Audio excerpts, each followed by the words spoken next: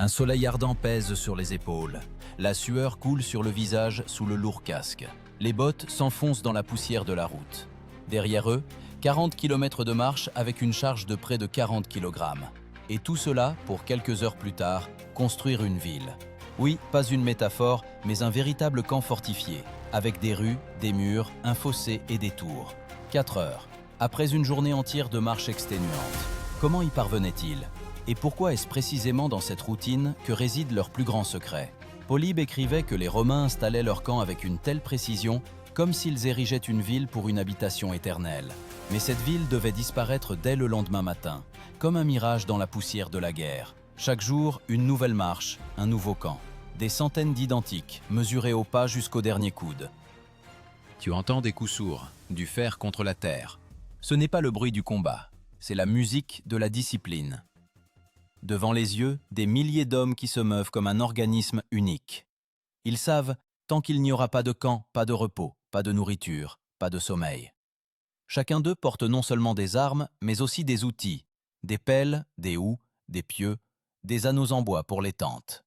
Ce ne sont pas des soldats au sens habituel. Ce sont des ingénieurs avec des épées, une armée qui pouvait ériger une forteresse plus vite que l'ennemi n'avait le temps d'approcher. Ce rituel quotidien s'appelait castra, un mot d'où proviendront plus tard les noms de dizaines de villes d'Europe. Manchester, Lancaster, Gloucester. Castra, ce n'est pas juste un camp. C'est le symbole de l'ordre romain incarné dans la terre et la sueur. Imagine la ligne d'horizon, où le soleil se couche lentement derrière les collines et sur la plaine commence à naître une ville fantôme. Sans pierre, sans chaux, seulement de bois et de sueur.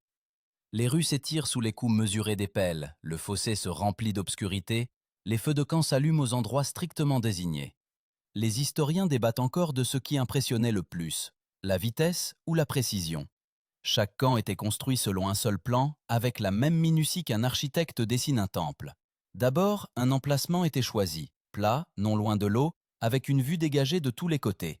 Le légat, commandant de la Légion, était responsable de cette procédure. Sa décision pouvait signifier la vie ou la mort de milliers de personnes. Après le choix de l'emplacement, au signal de la trompette, les légionnaires se mettaient au travail.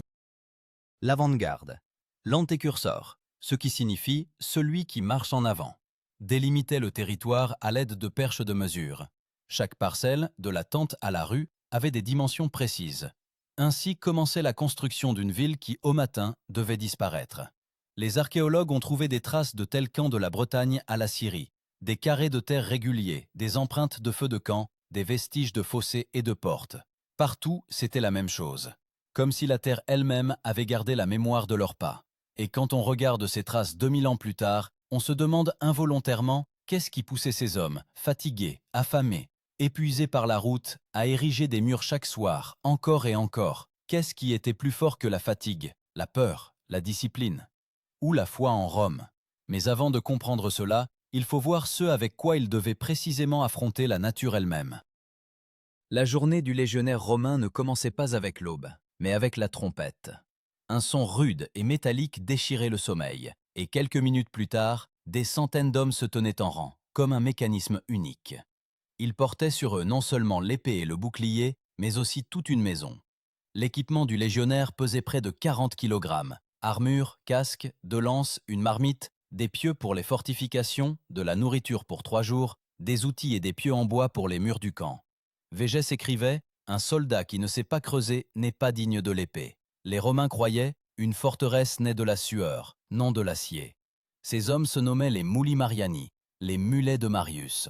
Ainsi, en l'honneur du consul Caius Marius, qui avait un jour ordonné aux soldats de porter eux-mêmes leurs charges afin de rendre l'armée plus mobile. Et maintenant, chaque légionnaire n'était pas seulement un guerrier, mais une forteresse mobile.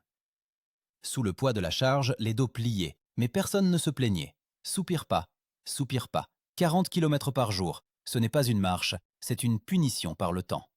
La route traversait la poussière, la pluie, la chaleur torride, les marées. Et pourtant, l'ordre était maintenu. Devant marchaient les éclaireurs, les explorateurs, leurs yeux cherchaient l'eau, un abri, l'ennemi. Derrière eux, la colonne en formation stricte. Le centurion, une baguette à la main, surveillait chaque pas.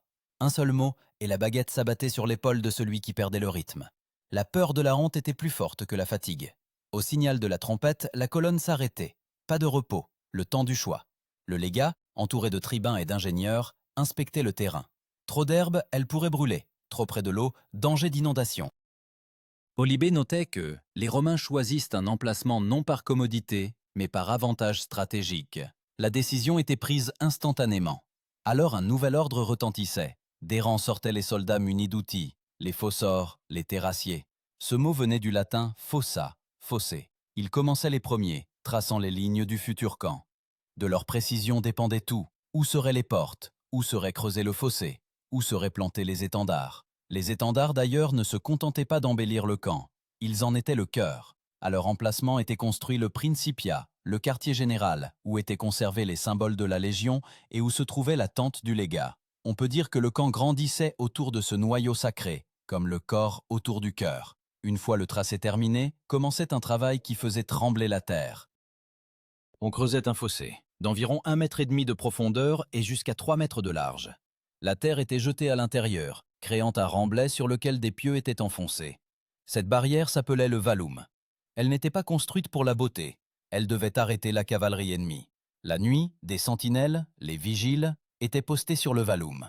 Leur tâche n'était pas seulement la garde, mais le silence.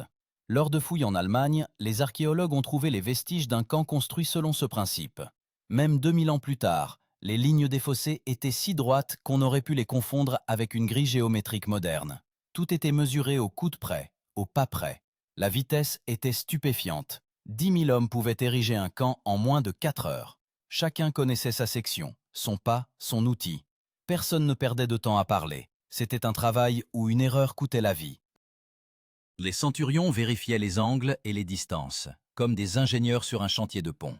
Les commandants des convois s'assuraient que les tentes et les chariots étaient strictement dans leur carré. Tout obéissait à un rythme unique, que les Romains appelaient ordo, l'ordre. Cet ordre ne se contentait pas de simplifier la vie.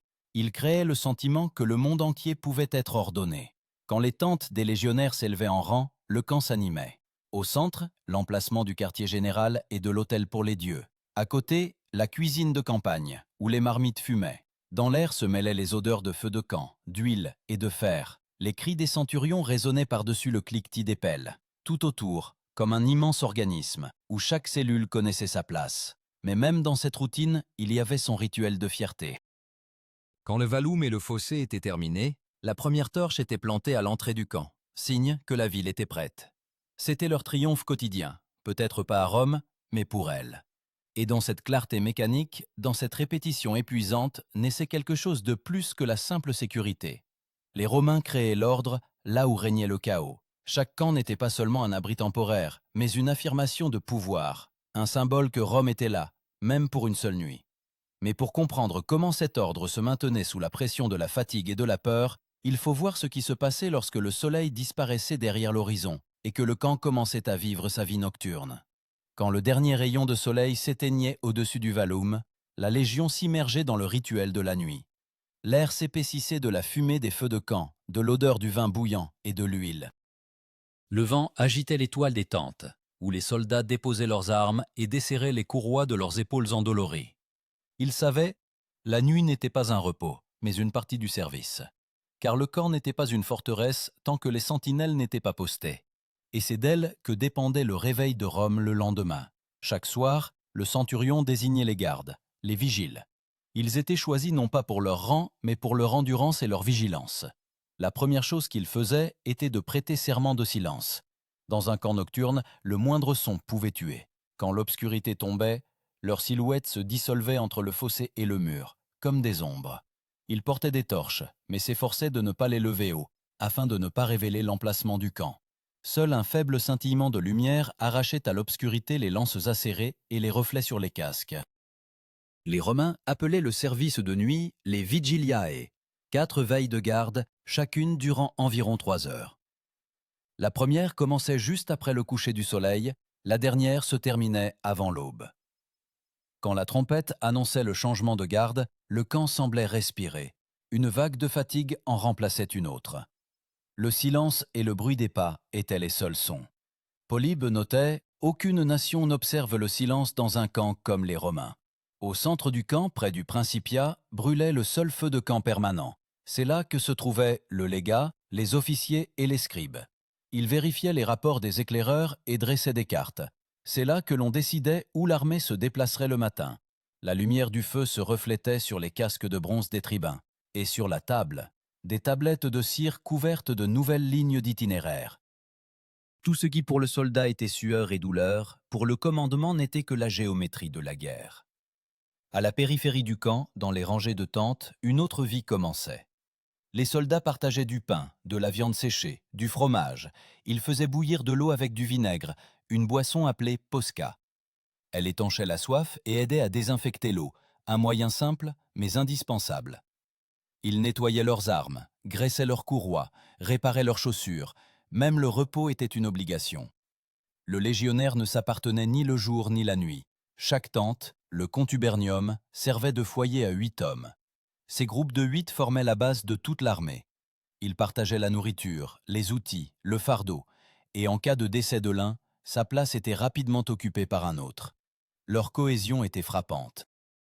Les historiens modernes comparent le contubernium à l'équipage d'un sous-marin, tant la dépendance mutuelle était étroite et absolue. Quand le camp se taisait, on entendait le bourdonnement de voix lointaines, les aboiements de chiens, le grincement des essieux de chariots, parfois les cris lointains des barbares, dont l'écho se prolongeait à travers la plaine. Mais à l'intérieur du camp régnait la confiance. Les Romains croyaient le fossé et le vallum n'étaient pas seulement un obstacle, mais une ligne magique entre le chaos et l'ordre. Au-delà, les barbares et l'obscurité. À l'intérieur, la loi et la discipline. Le légat faisait le tour du camp avant de dormir. Il était accompagné de licteurs, des gardes du corps avec des faisceaux de verges. Il n'apportait pas la peur, mais l'ordre. Si le légat trouvait une sentinelle endormie à son poste, celle-ci était exécutée sur le champ, sans mots, sans jugement. Polybée écrivait qu'une seule erreur pouvait coûter la vie à toute l'armée. Ainsi la peur se transformait en une volonté de faire. Mais il y avait d'autres peurs, intérieures. Le soldat pouvait craindre non pas l'ennemi, mais la marche du matin, la chaleur, la maladie, la perte d'amis. C'est pourquoi, avant de dormir, beaucoup posaient la main sur la terre, comme s'ils lui demandaient de la force. La terre était leur allié éternel et leur ennemi éternel. Parfois, la nuit, l'alarme était donnée. La trompette déchirait le silence et le camp se levait d'un bond comme s'il reprenait vie. Les soldats saisissaient leurs armes, s'alignaient le long du vallum. Les torches s'allumaient sur le périmètre. L'ennemi pouvait ne pas être vu, fausse alerte, bruit d'animaux ou feu accidentel. Mais personne n'osait ne pas se lever. Cet ordre sauvait les légions. À l'aube, le camp reprenait vie. Au signal de la trompette, les vigiles rendaient leurs armes et la vérification matinale commençait. Les tentes étaient pliées, l'inventaire rangé, les traces nivelées. À midi, il ne restait rien du camp, sauf la terre brûlée et les lignes régulières des ornières. Là où la nuit se tenait une ville, il y avait de nouveau un désert. Et pourtant, chaque camp de ce type laissait une trace. Non seulement dans la terre, mais dans les hommes. Ils apprenaient à construire l'ordre à partir du chaos, à survivre au milieu de la fatigue et de la peur. Et quand, après des centaines de nuits pareilles, ils allaient au combat, l'ennemi ne se heurtait pas simplement à une armée, mais à une machine où chaque homme connaissait le prix de la pierre, de la terre et du temps. Mais comment les Romains transformaient-ils précisément cet ordre en armes? Et que se passait-il lorsque le camp devait être érigé sous la menace d'une attaque? C'est là que se révélait la véritable essence de leur génie. Quand de la fumée s'élevait à l'horizon, signe de la présence ennemie, le camp n'était plus construit dans le calme, mais au bord de la panique. Mais les Romains ne connaissaient pas ce mot. Tout se transformait en un ordre froid, poussé jusqu'à l'instinct. Chaque légionnaire savait, plus vite les murs s'élèvent, plus grandes sont les chances de survie. Ces soirs-là, le légat donnait l'ordre « castra munire subost », ériger le camp sous l'ennemi. Ces mots signifiaient tout faire 2 fois plus vite, 2 fois plus précisément, 2 fois plus silencieusement. La marche se terminait au milieu des cris des corbeaux et du cliquetis du métal. La poussière s'élevait en colonne, tandis que les centurions traçaient les limites du futur camp. En premier lieu venaient les métatores, les arpenteurs. Leur tâche était de déterminer l'emplacement du praetorium, la tente du commandant, et de tracer les axes des rues. De là partaient les lignes, comme les vaisseaux sanguins d'un nouvel organisme. À ces endroits étaient plantés les étendards, afin que toute la légion voie. Rome était déjà là. Le terme que les Romains utilisaient pour toute cette procédure, munitio, il signifiait à la fois fortification, construction et protection. Il unissait le travail physique et l'idée d'inviolabilité. Munitio c'est l'acte d'affirmer le pouvoir en tout point du monde. Même si des ennemis entourent et que la forêt s'assombrit, le camp devait être aussi régulier que sur le champ de Mars. Quand l'ennemi était proche, on ne creusait pas un seul fossé, mais deux. Entre eux, on dressait une palissade de pieux, liés par des sarments pour qu'ils ne vacillent pas. Chaque légionnaire portait ses pieux, 3 chacun, sur le dos, attachés par une sangle. De loin, la colonne romaine ressemblait à une forêt mouvante. César écrivait dans ses commentaires sur la guerre des Gaules « Les Romains surgissent de la terre plus vite que l'ombre d'une lance ». Pendant qu'une partie de l'armée érigeait les fortifications, l'autre occupait la ligne de défense extérieure. Les manipules de garde étaient à genoux, les boucliers dans la terre, les yeux fixés sur la plaine. Grâce à ce système de relève et de garde, le camp pouvait être construit même sous la menace d'une attaque. Chacun connaissait sa place dans le schéma, qu'on pouvait dessiner même les yeux fermés. À l'intérieur du vallum commençait la fièvre de l'organisation. Le centurion, avec son bâton de mesure, vérifiait la rectitude des rues. Les sapeurs creusaient des trous pour les poteaux des tentes, et les serviteurs des officiers, les calonnais, traînaient les chariots de provisions et de piquets. Tout se déroulait comme une horloge. Personne ne pouvait se permettre d'être en retard. On était battu à coups de baguette pour cela. La discipline dans le camp était plus sévère qu'au combat. Le légat se tenait généralement sur une élévation et observait le déroulement des travaux. Sa tente était érigée en dernier quand tout le reste était prêt. Cette règle rappelait « Le commandant ne se repose que lorsque ses subordonnés sont protégés ». Même dans les conditions les plus critiques, elle n'était pas enfreinte. Quand la terre tremblait sous les pas de l'ennemi, les trompettes ne se taisaient pas. Au contraire, les sons s'intensifiaient, comme un défi. Les musiciens, les tubicines, donnaient les signaux de fin d'étape. Le fossé est prêt, le vallum est monté, les portes sont installées. Chaque son signifiait que le camp vivait et que la peur reculait. Une attention particulière était accordée aux portes. Il y en avait 4, selon les points cardinaux. La principale, la Porta Praetoria, faisait face à l'ennemi. C'est par elle que la légion sortait à l'aube. L'opposé, la Porta Decumana, servait de sortie de secours et symbolisait le chemin du retour. Pour les Romains, même dans un camp de campagne, tout avait un sens, chaque rue, chaque ombre. Quand les fortifications étaient achevées, on entendait de l'intérieur le bruit mesuré des marteaux. Des tours de bois étaient érigées pour les observateurs. Elles étaient construites sur un remblai pour voir plus loin. Les historiens ont trouvé des traces de ces tours, des restes de bois carbonisés, construits strictement aux angles du camp. Leur précision géométrique confirme. Tout n'était pas fait à l'œil, mais selon une norme préalablement vérifiée. Le soir, quand les trompettes annonçaient la fin des travaux, les soldats s'effondraient sur le sol, juste au pied du vallum, le visage couvert de poussière, les mains tremblantes de fatigue, mais les yeux brillants. Parce que derrière un mur, l'obscurité et la mort, et derrière l'autre, l'ordre et Rome. Ce contraste était ressenti par chaque cellule du corps. Les ingénieurs militaires modernes comparent le camp romain à une base mobile du XXIe siècle, autonome, modulaire, standardisée. Seulement, au lieu de la technologie, des hommes.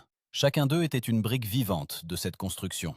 Parfois, l'ennemi tentait d'attaquer pendant la construction, alors l'outil se transformait en arme, la pelle en épée. Mais même au combat, la formation ne s'effondrait pas. Les légionnaires se réorganisaient en ligne défensive, couvrant ceux qui continuaient à creuser. Ils se battaient non seulement pour leur vie, mais aussi pour la possibilité même de terminer le camp, parce que sans lui, il n'y avait pas de lendemain. Et quand l'obscurité tombait et que la dernière torche était plantée aux portes, le légat ne pouvait dire qu'une chose : Rome est debout. Ces mots n'avaient pas besoin de confirmation. Le camp lui-même en était la preuve. Mais le lendemain matin, quand les trompettes appelaient à la marche, cette ville disparaissait. Il ne restait que les empreintes de pas, un fossé carré et l'odeur des feux de camp. Et tout recommençait. Encore 40 kilomètres, encore une nuit, encore une ville de sueur et de terre. Pour comprendre comment de cette cyclicité infinie naissait une force capable de conquérir des continents, il faut voir le moment où le camp cessait d'être un simple abri et se transformait en arme. Quand l'ennemi s'approchait, le camp cessait d'être un simple gîte. Il se transformait en une forteresse vivante, aux dents acérées, respirante, prête à frapper. Et c'était là tout le génie romain. Il ne construisait pas seulement un abri, il créait une machine stratégique. Le castrat devenait une arme, et cette arme agissait sans épée. Dans les premières minutes de l'alerte, les légionnaires se levaient sans ordre. Tout était préétabli, automatisé. Ils savaient où était leur section du mur, où commandait le centurion. où se trouvaient les réserves d'armes et d'eau. Psychologiquement, le camp était déjà leur corps. Ses limites étaient ressenties comme leur propre peau. Même les jeunes recrues, voyant les soldats expérimentés agir sans hésitation, entraient dans ce rythme. César écrivait « La rapidité d'érection des fortifications décidait de l'issue de la bataille plus souvent que l'acier. Quand les barbares tentaient d'attaquer les Romains au moment de l'établissement du camp, ils ne se heurtaient pas au chaos, mais au rythme. Les terrassiers se transformaient en lanciers, les gardes en archers, les hommes du convoi en porteurs de pierres à lancer. Le camp se resserrait en testudo, une formation de combat où les boucliers s'emboîtaient au-dessus des têtes, formant une carapace de bronze. Testudo, mot latin pour tortue. Sous cette carapace, les soldats pouvaient se déplacer même sous une pluie de flèches, comme si la terre elle-même s'était levée pour les protéger. Et quand l'attaque s'estompait, en quelques minutes, le camp reprenait sa construction, comme si rien ne s'était passé. La discipline était si forte que le temps semblait obéir à la volonté. Les historiens ont trouvé des traces de bataille où le camp était érigé parallèlement au combat. Une partie de la légion tenait la défense, une autre continuait à creuser. Ce rythme, vie et guerre, travail et mort, se fondait en un seul souffle. Un rôle particulier dans ce processus appartenait aux centurions. Ces vétérans savaient qu'une seule erreur, et la formation s'effondrerait. Ils marchaient le long de la ligne du Vallum, surveillant chaque mouvement. Dans leurs mains se trouvait la vitis, la vigne, symbole de l'autorité. Mais il était rare d'avoir à frapper avec. Un simple regard suffisait. Leur présence rappelait aux soldats que l'ordre était sacré, et la panique, un crime. Chaque camp avait son rituel de protection. Des gardes supplémentaires étaient postés aux portes, les custodes portarum. Ils étaient responsables de s'assurer qu'en cas d'attaque, personne ne pénètre à l'intérieur sans ordre. Si l'ennemi franchissait la première ligne du fossé, les portes se refermaient, et le combat se déplaçait sur les remparts. Là se tenaient les balistes, des machines de géromène capables de lancer des flèches de 2 mètres de long. Mais l'arme principale du camp n'était pas mécanique, c'était l'ordre. N'importe quelle armée du monde pouvait perdre sa formation lors d'une attaque nocturne. Les Romains, non. Ils agissaient selon un système de signaux préétablis. Le son de la trompette indiquait la direction, la lumière de la torche, l'action. Pas un cri, pas une confusion, tout par un signe. Les soldats disaient que le son de la trompette remplaçait la peur pour eux. Car si la trompette sonne, cela signifie que Rome est vivante. Et où qu'il se trouve, dans les montagnes d'Espagne, dans les sables de Syrie ou dans les marais de Germanie, ce son les unissait en un tout. Les archéologues ont trouvé un camp de l'époque d'Auguste en Germanie, à un endroit où l'on s'attendait à une attaque des Chérusques. Les couches de terre montrent, le fossé avait été creusé 1 mètre plus profondément que d'habitude. La palissade, sur 2 rangs et entre les remparts, des empreintes régulières de torches. Tout cela témoigne d'une alerte nocturne, d'une tension. Mais il n'y a aucune trace de panique, ni armes dispersées, ni murs brisés. Seulement l'ordre, comme si même la menace de mort n'avait pas rompu la formation. Après avoir repoussé l'attaque, tout reprenait son rythme habituel. Les soldats remontaient les tentes, réparaient les outils, mangeaient, dormaient. Ni héroïsme, ni grands mots, juste l'accomplissement du devoir. Ils ne construisaient pas le camp pour la gloire, ils le faisaient pour la continuation de la marche. Ce rythme créait la force qui a conquis le monde. Quand l'armée de César traversait la Gaule, elle pouvait ériger un camp même sur le flanc d'une colline, même sous la pluie, même dans la neige. Les chercheurs modernes ont calculé. En 20 ans de campagne, de telles légions ont construit plus de 500 camps. Chacun selon le même plan, chacun comme une nouvelle empreinte du même Rome. Et si l'on y réfléchit, ce n'était pas seulement un exploit d'ingénierie, c'était une déclaration. L'ordre est plus fort que la peur. Le temps est l'allié de la discipline. Là où d'autres construisaient des temples, les Romains construisaient des camps. Pour eux, chaque vallum et chaque fossé était un acte de foi, en Rome, en la loi, en l'homme capable de créer l'ordre même en enfer. Mais cet exploit avait un prix. Derrière lui se trouvait le sang, la fatigue, et des kilomètres de chemin infini. Et quand tout était fini, quand le dernier camp était laissé derrière, commençait le moment pour lequel ces hommes avaient enduré, souffert et avancé. Le moment où ils comprenaient, Rome, ce ne sont pas des murs, pas de l'or, pas des empereurs. Rome, c'est leur sueur et la terre sous leurs pieds. Quand l'aube colorait le ciel au-dessus du camp, les trompettes retentissaient à nouveau. Ce son n'était pas seulement un signal, c'était une renaissance. Les soldats se levaient, pliaient les tentes, nivelaient la terre. Tout ce qui la nuit semblait une ville disparaissait en quelques heures. Il semblait que le camp se dissolvait dans l'air du matin, ne laissant qu'une trace, un rectangle parfait, une empreinte dans la terre. Les Romains ne laissaient rien de superflu. Même les cendres des feux de camp étaient enterrées, afin que l'ennemi ne puisse pas les utiliser pour la divination. Pour eux, le départ ne signifiait pas la fuite, mais l'achèvement d'un rituel. Quand le dernier pieu était arraché de la terre, la légion était déjà prête à se déplacer. Le chemin commençait par un nouveau signal de trompette, et la procession se transformait à nouveau en une rivière d'hommes, portant Rome plus loin. Le regard extérieur était frappant. Des milliers d'hommes se déplaçaient comme un mécanisme. Pas un seul pas accidentel. Chacun savait où il allait et pourquoi. Ce n'était pas une armée au sens habituel, c'était une civilisation en marche. Là où le pied du légionnaire posait, l'ordre commençait. Et si la nuit le camp était une forteresse, le matin, il devenait une promesse. La promesse que, où qu'il s'arrête demain, la terre reprendrait la forme de Rome. C'est en cela que résidait le secret de leur force, non pas dans le faire, mais dans la répétition. La conviction que n'importe quel endroit pouvait être transformé en foyer, pourvu que le rituel soit respecté. Ainsi Rome avançait, jour après jour, camp après camp. Et même quand l'Empire tombait, ce rythme résonnait encore longtemps au cœur de l'Europe, dans les rues droites, dans les forteresses, dans les villes qui avaient grandi à l'emplacement de ces mêmes camps. Rome a disparu, mais ces camps n'ont jamais vraiment disparu.